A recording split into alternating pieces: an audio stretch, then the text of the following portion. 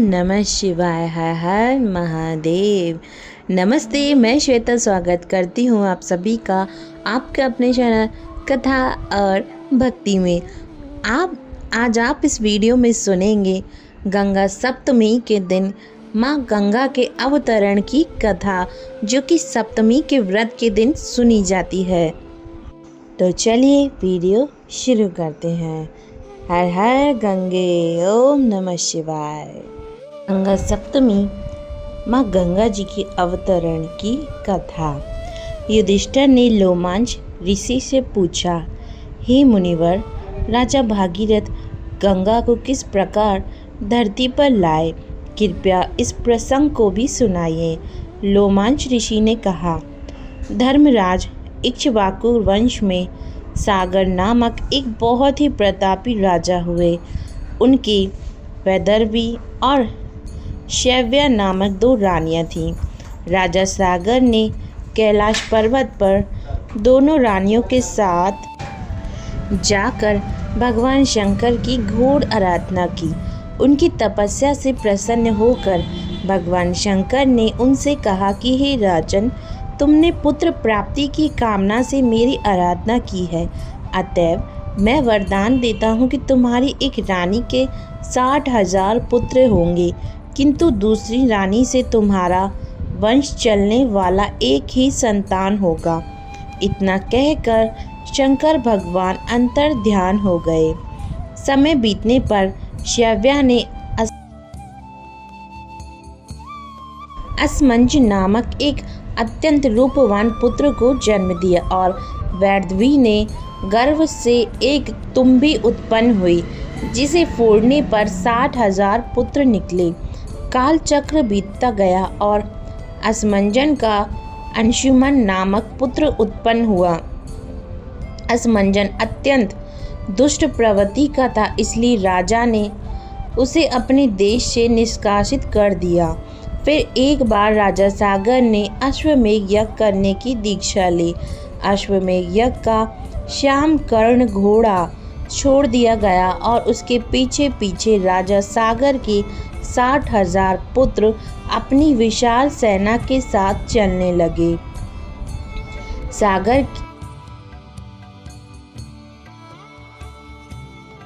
सागर के इस अश्वमेध यज्ञ से भयभीत होकर देवराज इंद्र ने अवसर पाकर उस घोड़े को चुरा लिया और उसे ले जाकर कपिल मुनि जी के आश्रम में बांध दिया। उस समय कपिल मुनि ध्यान में लीन थे, अतः उन्हें इस बात का पता ही न चला। इधर सागर के 60,000 पुत्रों ने घोड़े को पृथ्वी के हर एक स्थान पर ढूंढा, किंतु उसका पता न लगा। वे घोड़े को खोजते खोजते पृथ्वी को खोदकर पाताल लोक तक पहुंच गए, जहां अपने आश्रम में कपिल मुनि तपस्या कर रहे थे। वहीं पर वह घोड़ा बंधा हुआ था।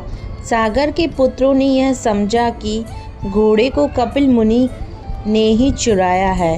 कपिल मुनि को कटु वचन सुनाना आरंभ कर दिया। अपने निरादर से कुपित होकर कपिल मुनि ने राजा सागर को 60,000 पुत्रों को अपने क्रोधा अग्नि से भस्म कर दिया। जब नारद मुनि के द्वारा अपने 60,000 पुत्रों के भस्म हो जाने का समाचार मिला, तो वे अपने पौत्र अंशुमान को बुलाकर बोले कि बेटा, तुम्हारे 60,000 दादाओं को मेरे कारण कपिल मुनि की क्रोध अग्नि में भस्म हो जाना पड़ा। अब तुम कपिल मुनि के आश्रम में जाकर उनसे क्षमा प्रार्थना करके उस घोड़े को ले आओ। अंशुमन अपने दादाओं के बनाए हुए रास्ते से चलकर कपिल मुनि जी के आश्रम में आ पहुँचे। वहां पहुंचकर उन्होंने अपनी प्रार्थना एवं मृदु व्यवहार से कपिल मुनि जी को प्रसन्न कर लिया। कपिल मुनि ने प्रसन्न होकर उन्हें वर मांगने के लिए कहा। अंशुमन बोले, कृपया करके हमारा अश्व लौटा दें और हमारे दादाओं के उद्धार का कोई उपाय बतलाएं। कपिल मुनि ने घोड़ा लौटाते हुए कहा कि वत्स, जब तुम्हारे दादाओं का उद्धार केवल गंगा जल से तर्पण करने से ही हो सकता है। अंशुमन ने यज्ञ का अश्व लाकर सागर का अश्वमेध यज्ञ पूर्ण कर दिया। यज्ञ पूर्ण होने पर राजा सागर अंशुमन को राज्य सौंपकर गंगा को स्वर्ग से पृथ्वी पर लाने के उद्देश्य से तपस्या करने के लिए उत्तराखंड चले गए। इस प्रकार तपस्या करते करते उनका स्वर्गवास हो गया। अंशुमन के पुत्र का नाम दिलीप था।